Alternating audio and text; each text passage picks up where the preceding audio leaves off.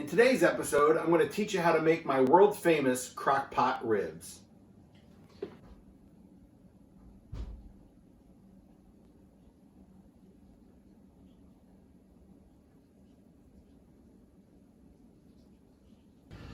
All right, the first thing to learn about Lucky's Landing's baby back rib recipe is there are no measurements. You put everything in by taste.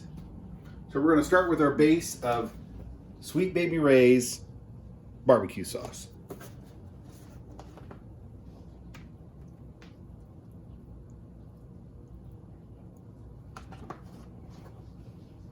And then we're going to put in the minced garlic. I usually start with a good sized tablespoon or a teaspoon.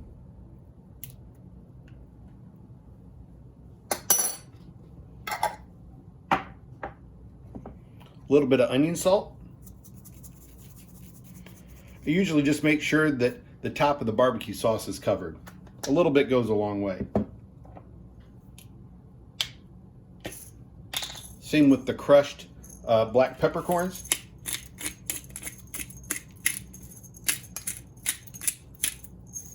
And especially you have to be careful with the cayenne pepper.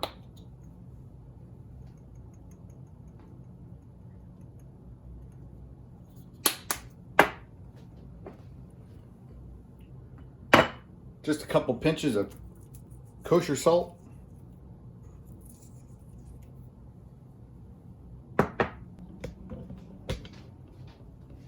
Just enough to sprinkle it on the top.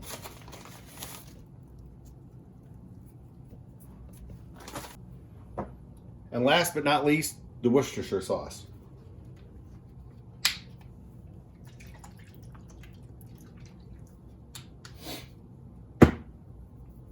Now, in regards to the Cajun seasoning, it's not necessary, but I like Cajun seasoning, so I'm going to add a little bit of Cajun seasoning.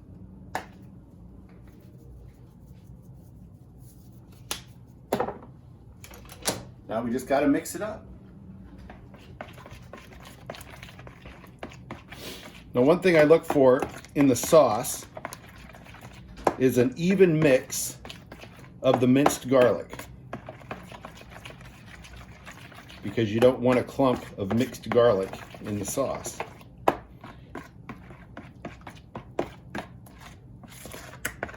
Make sure you get the edges of the bowl. Now, one of the reasons we're using such a large bowl here is that we want to actually dip the ribs, once we prepare them here, actually into the mixture. And we'll show you how to do that. So now we better taste it.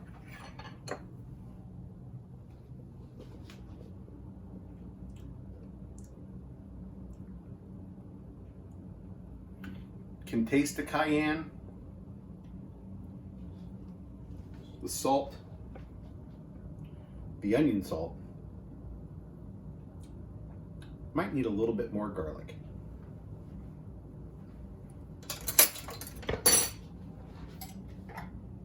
Not too much. Remember, you can always add more, but you can't take it out.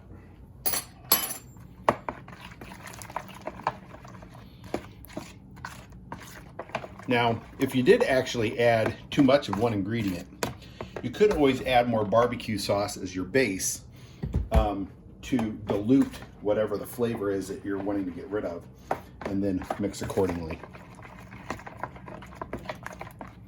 All right, I think we're ready to work on the ribs. All right, we're now moving on to working on getting the ribs ready for the crock pot. What the best piece of advice I can give you as far as getting your ribs is get them when they're on sale. These were on sale at Kroger this week for $3.49 a pound. I've seen them cheaper, but this was a pretty good price.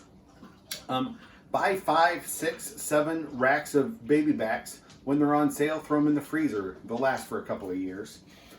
These we actually did just buy this week, so we did not freeze them. And they do actually last refrigerated for a couple of weeks. For example, on this one it says best if sold by first week of February, and it's January 23rd today, so plenty of time to just be refrigerated. The first thing we need to do is go ahead and just take them out of the packaging. Always recommend using a very sharp knife. A dull knife is a dangerous knife.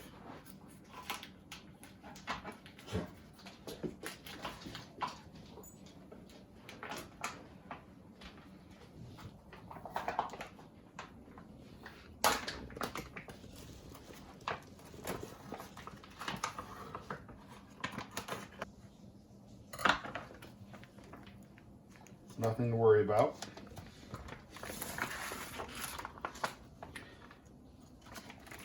Now, I want to show you the back of the ribs here. One of the reasons that a lot of people are shy away from making ribs is that they worry about the rib membrane. Now, whether or not you can, if you go to a butcher, you can actually buy your ribs demembraned for you. But it's very simple to remove the membrane, and I'm going to show you how to do that now. All you need is some paper towel and a butter knife. Now I'm going to have my camera person come in here. When you remove the membrane, the first thing you need to do is to feel where that rib bone is. And I like to come in 3 or 4 rib bones, and right on the bone itself, so here is a bone, I try to get in right underneath this membrane with the knife.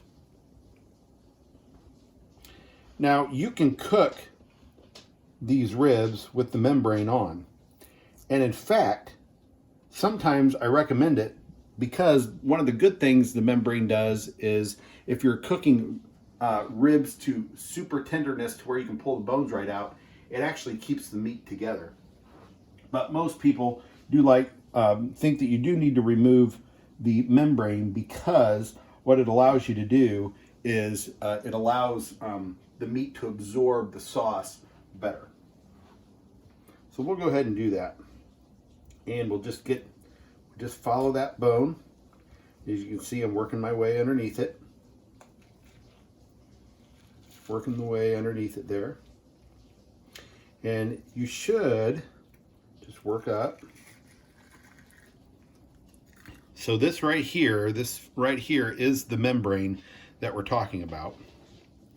Now the paper towel is not just because it's messy or gross. I'm going to show you why that paper towel is important here in a quick second.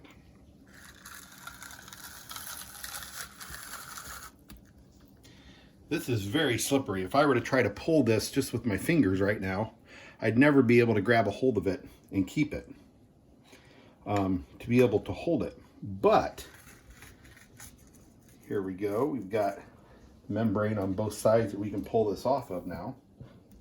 Let me cut that. But now with my paper towel, I can grab that membrane and just pull it right off. See, as I'm trying to pull it, can't get a hold of it. Grab with the paper towel. Now I'm just grabbing the membrane and pulling as I go. Take your time with doing this. Sometimes the membrane will come right off, and other times you got to work at it a little bit.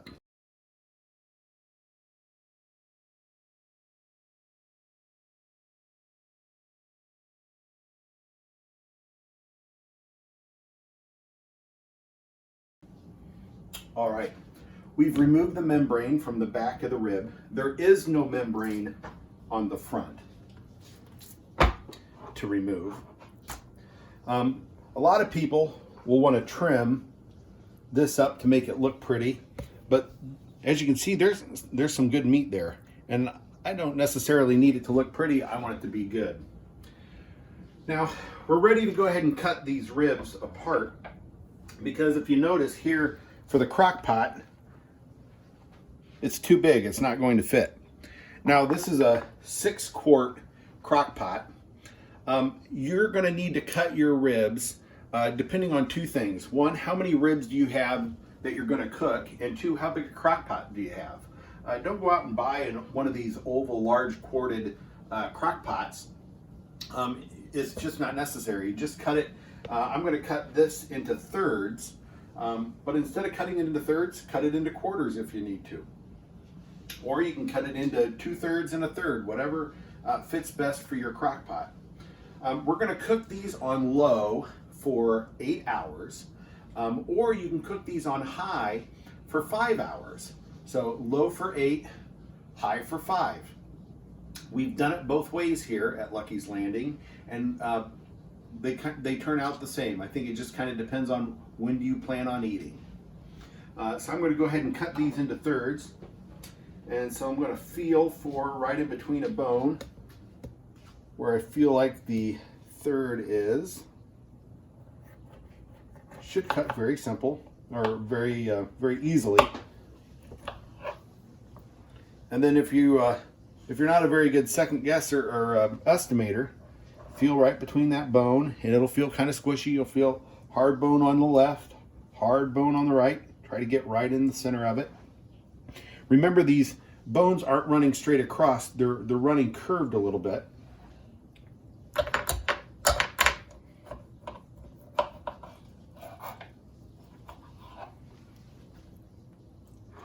And there we have 3 half baby or third rack of baby back ribs. Now, we're only preparing 1 full rack tonight. For New Year's Eve this year, we did 3 full racks. But honestly, the great thing about this recipe and not having to measure anything is that you can scale this up to as many racks as you need to do. It just depends on crock pot space. So let's go ahead and get these ready. So like I said, we're going to go ahead and cook these on low for 8 hours. So I'm going to go ahead and turn it on low. One thing you want to remember on a crock pot is that you don't want to leave it on without anything in it for too long. So as it's starting to heat up, that's not a problem. We're going to come back over here to our mixture. Also, make sure that you sanitize and clean your work area very well after preparing these ribs, because this is raw pork, and raw pork can make you really sick. So I'm going to just give the mix one more good mix. Now this is where this gets really, really easy. And if you've got kids that like to get their hands dirty, let them help you. Although I doubt my daughter that's filming right now wants to do this. So you could use a mop technique and mop it on the top, mop it on the bottom, but that's not what I do. I just go ahead and dip it like a shovel inside the mix, coat it up extremely well, just like this, and lay it curved side down in the bottom of the crock pot. Now, why do I do curved side down? So that it doesn't burn, because it puts an air gap at the bottom of the crock pot. Let's do number 2.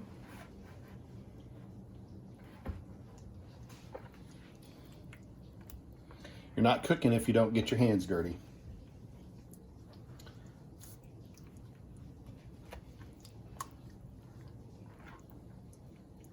There's number 2. Now I don't have to be near as careful about how I put these in the crock pot, since we're only doing 1 full rack. And let's do the last one. And actually, what I'm seeing here is that this is actually the largest of the 3/3. And so I'm going to probably try to get this one on the bottom.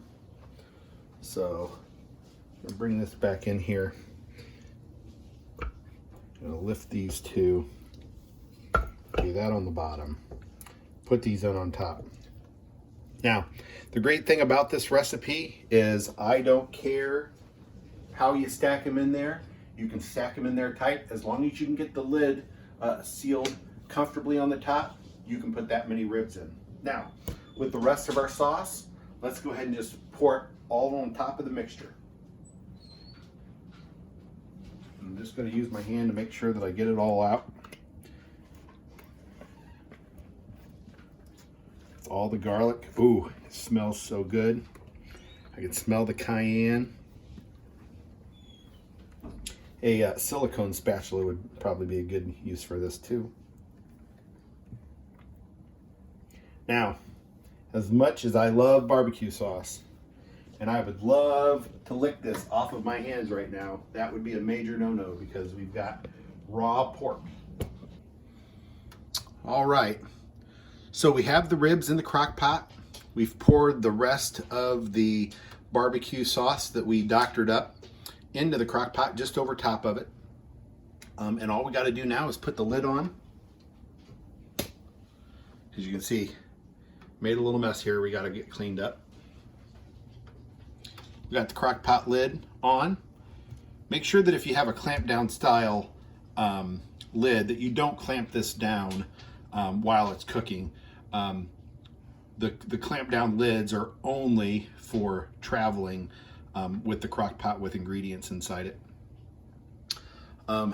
So on low for 8 hours,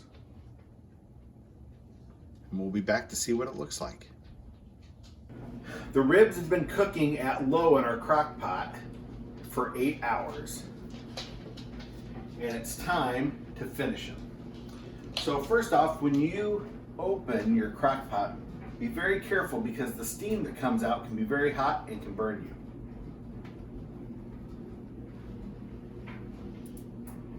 All right, let's bring the camera in here and look to see what these ribs look like.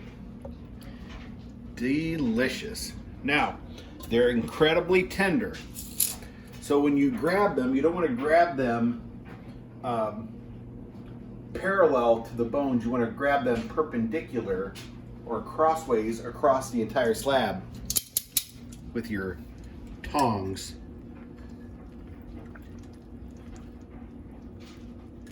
Look at that. Beautiful. We're just going to put them on our cookie sheet here with aluminum foil. Now, this one might be a little bit more of a challenge to get a hold of here. We don't want to lose any of that rib meat.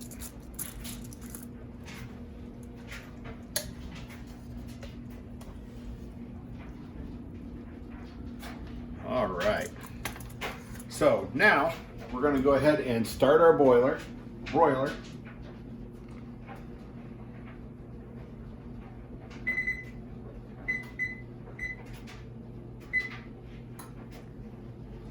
And we need to baste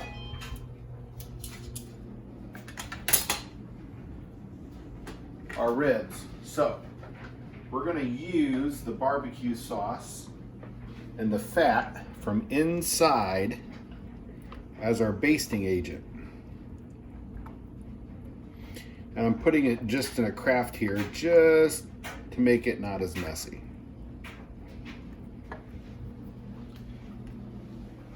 With a silicone basting brush, we're just gonna soak the top of the ribs.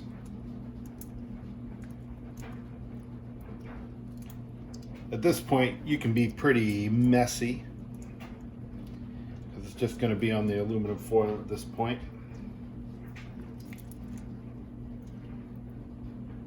And we're going to put it in the baster, in the broiler. We got fries about done here.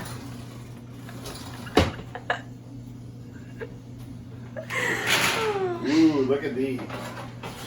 Nice crinkle fries, my favorite. Now we're going to put this in the broiler. Now you can do this outside on a grill, but as it's about 25 degrees outside right now, a grill's not a very good idea. So we're going to give these about 5 minutes, and then we're going to take them out, flip them over, and do the same process again. We'll be right back. Look at that. Perfectly charred. Now, we're going to do the same thing we did when we took them out of the crock pot. We're going to flip them over. Look at that.